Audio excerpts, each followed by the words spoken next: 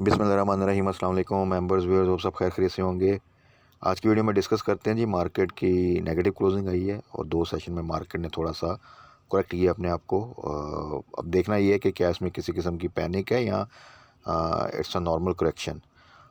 उसमें कुछ simple rule हैं। एक तो इंडेक्स के वाले से, प्लस उसमें हमने स्टॉक्स को डिस्कस करना है कि इस जो डिप आता है हमेशा, और जो भी करेक्शन आ रही है पिछले, जब से मार्केट ने एक ज़बरदस्त किस्म का जो है वो बुल रन बनाया हुआ है, तो बीच में कुछ करेक्शन आई हैं, बहुत कम आई हैं दो, लेकिन उन करेक्शन में बेसिकली अपॉर्चुनिटी जनरेट हुई है।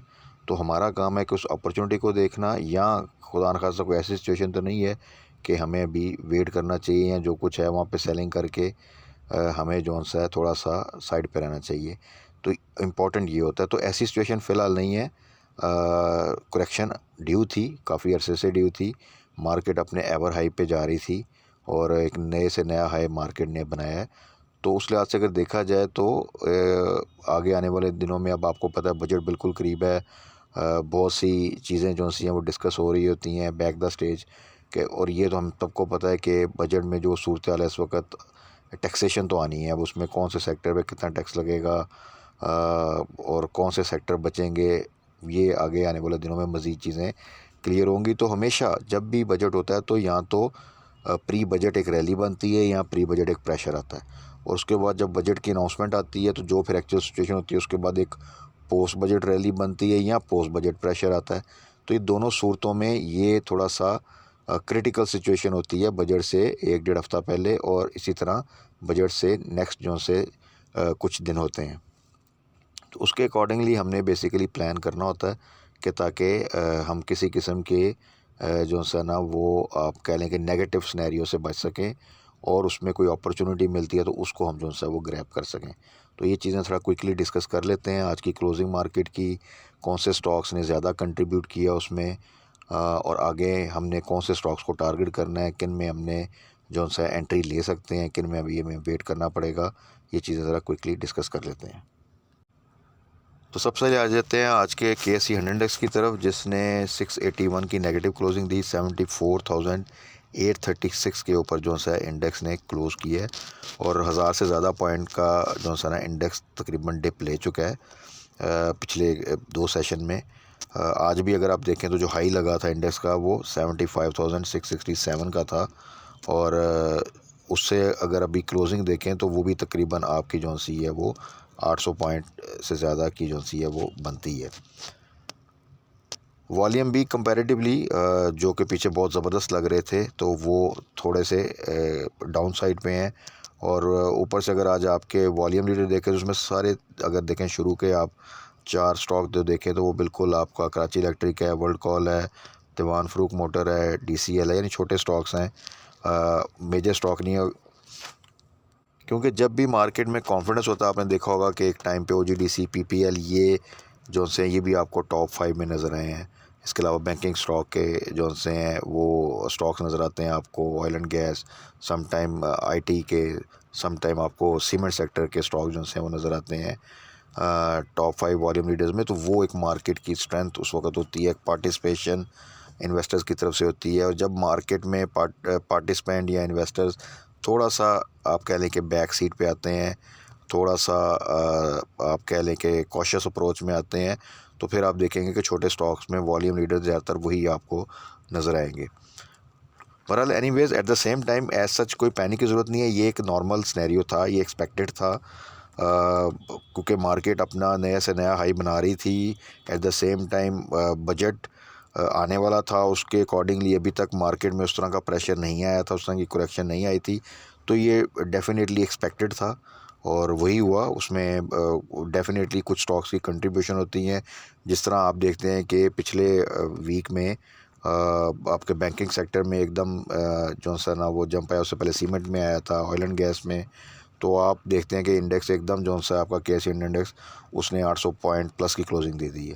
तो इसी तरह जब उन स्टॉक्स में करेक्शन आनी है तो फिर वो थोड़ा सा एक आप इंडेक्स में प्रेशर या करेक्शन भी देखते हैं। तो इट्स अ नॉर्मल प्रोसीजर, इसमें किसी किस्म की पैनिक की ज़रूरत नहीं है। और ख़ास तौर पे जब आपके हैवी वेट जो से हैं उनमें डिप आता है तो वो तो इंडेक्स पे डेफिनेटली एक इफेक्ट जो है ना वो पड़ता है। जिस तरह आज अगर आप देखें तो OGDC PPL ये काफ़ी ज़रा डाउन साइड पे गए हैं। जब इनमें एक्टिविटी बनती है ऑयल एंड गैस सेक्टर के और स्टॉक्स में एक्टिविटी बनती है तो इंडेक्स को एक बड़ी स्ट्रेंथ मिलती है। इसी तरह जब इनमें करेक्शन आएगी तो वो आप एक्सपेक्ट करें कि इंडेक्स में भी करेक्शन आएगी।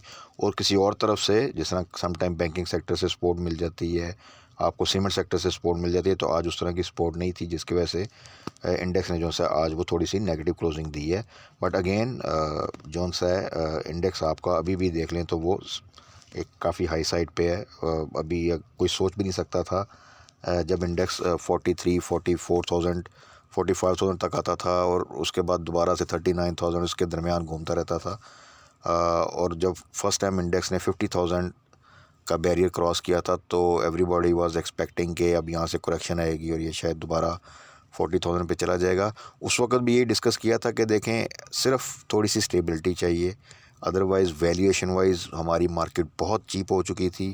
क्योंकि जब मार्केट ने 2017 में 54,000 को टच किया था उस वक्त आप डॉलर का रेट देख लें और फिर अब देख लें तो वही हुआ कि मार्केट ने जब फिर थोड़े सा अपना उसको एक मौका मिला है तो आप देखें कि वो 50 के बाद उसने 60 ब्रेक किया, 60 के बाद 70 ब्रेक किया और अब वो देखें तो इंडेक्स जो है वो 75 भी ब्रेक कर चुका है, इवन 76 से ऊपर भी जा चुका है।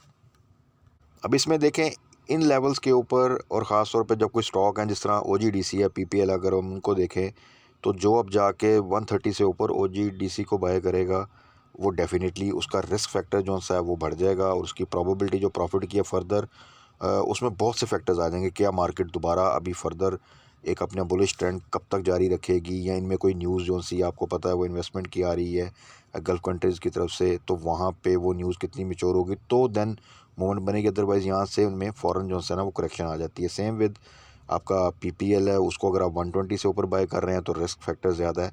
तो हमेशा मैं कहता हूँ कि जो स्टॉक अपनी एक रैली बना चुका है अब हाई साइड पे उसको थोड़ा सा अवॉइड करें, चाहे जितना मर्जी अच्छा स्टॉक है। ओवरऑल ना OGDC बुरा स्टॉक है ना PPL बुरा है, लेकिन उसका रेट इस वक्त ऐसा नहीं है कि जिसमें आप उसको टारगेट करें।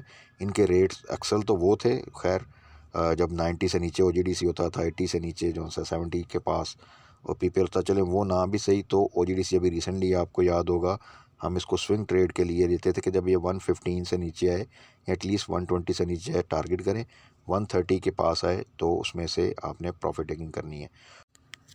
अच्छा, अपॉर्चुनिटी के हवाले से आपको याद होगा कि सिमेट्री था, छोटा स्टॉक था, मैं कब से उसको मेंशन कर रहा था।